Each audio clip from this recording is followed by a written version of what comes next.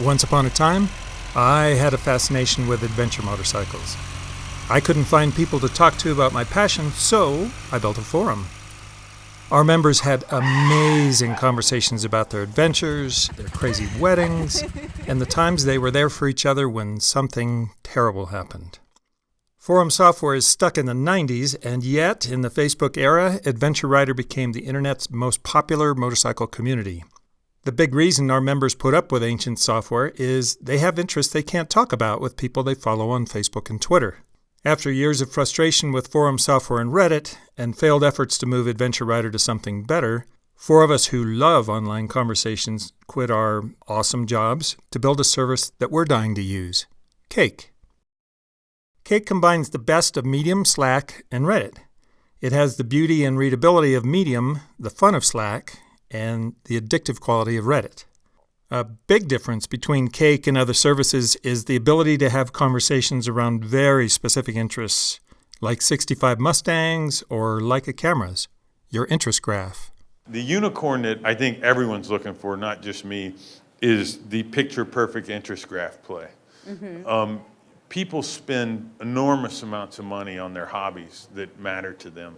And it strikes me that it ought to be easier if I'm mountain biking in Topeka to get connected to the people that are doing that. And right. In every one of these verticals. And, people like Pinterest and Quora, talk about the interest graph and they're out there trying to get it.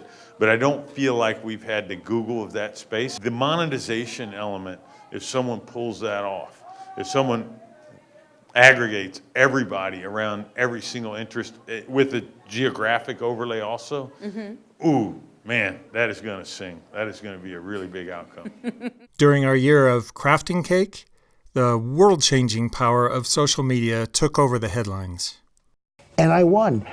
I think that social media has more power than the money they spent, and I think maybe to a certain extent I proved that. The problems of social graph companies also made the headlines because when your feed is based on people you follow, like your uncle, things you can't unsee leak into your feed. And then there's the rise of trolls. Services like Twitter didn't have the luxury of architecting their services with the understanding of trolls that we have now. But Cake does.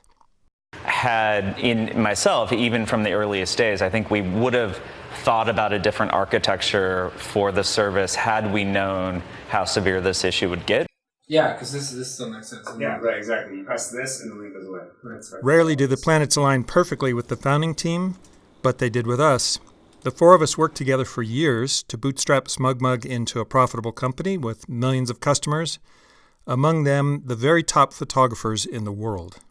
Valen led a team of 7 designers who made sites so beautiful photographers routinely chose us over Squarespace. Brian led a team of 34 engineers that made it all work, including Ryan, who designed some of our most critical components. I was president and co-founder. Before SmugMug, I founded FatBrain, which grew from my garage to $100 million in sales in 4 years and had a successful offering on the NASDAQ. It was bought by BN.com, who was flying high at the time, but they changed the name and they absorbed it. And before that, I had the experience of a lifetime working with Steve Jobs, making decisions that changed the face of the computer industry forever. We've all experienced great conversations in our lives, and the question always is, why can't we find more conversations like those? Most people want to work for a noble purpose, and ours is to spark and help you find great conversations. That's what we're going to do.